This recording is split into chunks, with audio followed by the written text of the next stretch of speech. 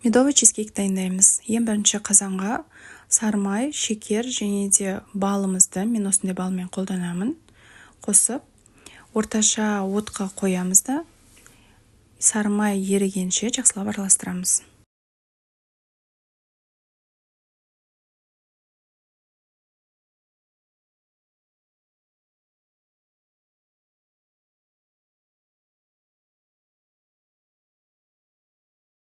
Сары майымыз ерігеннен кейін бір қасық содамызды салып, жақсылап араластырамыз.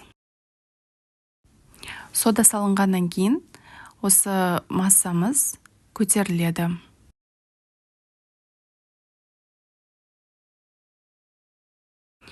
Массамыз көтерілгеннен кейін газды өшіріп қоямыз да, осы массамызға бір жұмыртқаны қосып, үздіксіз араластырамыз.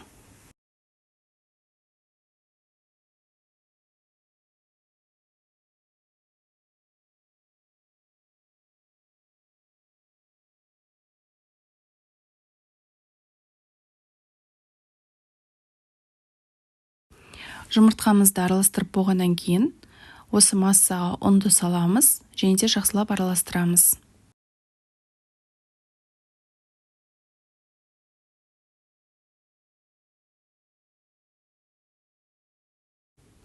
Осындай қамыр шығады, жабысқақ болады, оны тағы да қоспаймыз, себебі кождарымыз сухой болып кетеді.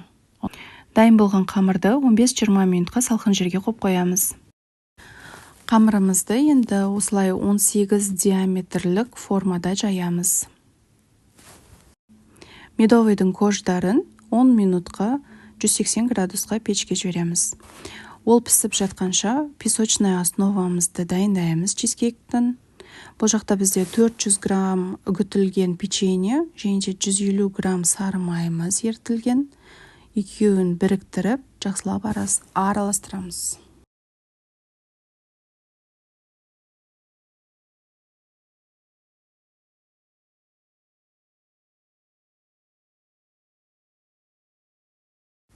Жиырма диаметрлік формамызды осылай фольгамен қаптаймыз да, араластырған печеньемізді аударып, форма жасаймыз.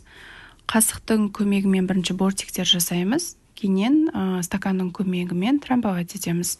Енді медовый чизкейкіміздің творожный основасын дайындаймыз. Ол үшін бізге творожный сыр, мен вилимен қолданамын, және де сливки қажет. Міне біздің медовый кождарымыз пісті, осындай болып шығады. Медовый кождардың обрезкаларын тастамаймыз, ол бізге ертесіне қажет болады оформленияға.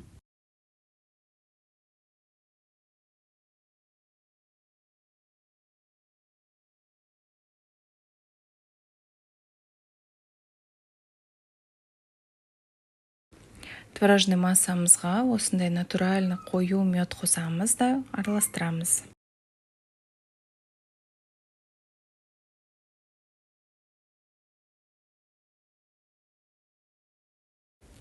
Песочная формамызға творожный массамызды аз көлемде саламыз.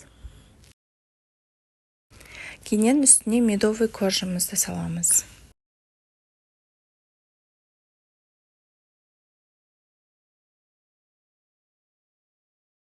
Кождың үстіне творожный сырымызды тағы да саламыз. Кейіннен оның үстіне екінші кожамызды қоямыз.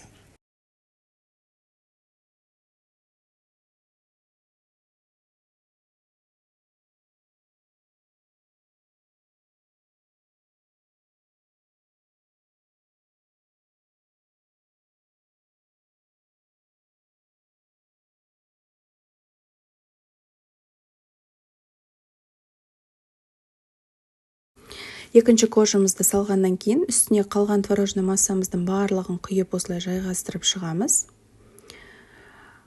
Содан соң қызып тұрған пешке 110 градустағы 1 сағат 10 минутқа жібереміз.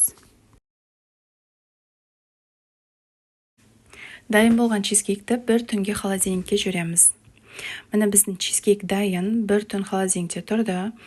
Енді измельчительмен медовыйдың кождарынан қалған обрезкаларды үгітіп аламыз да, біздің медовый чизкейктің үстіне сеуіп шығамыз.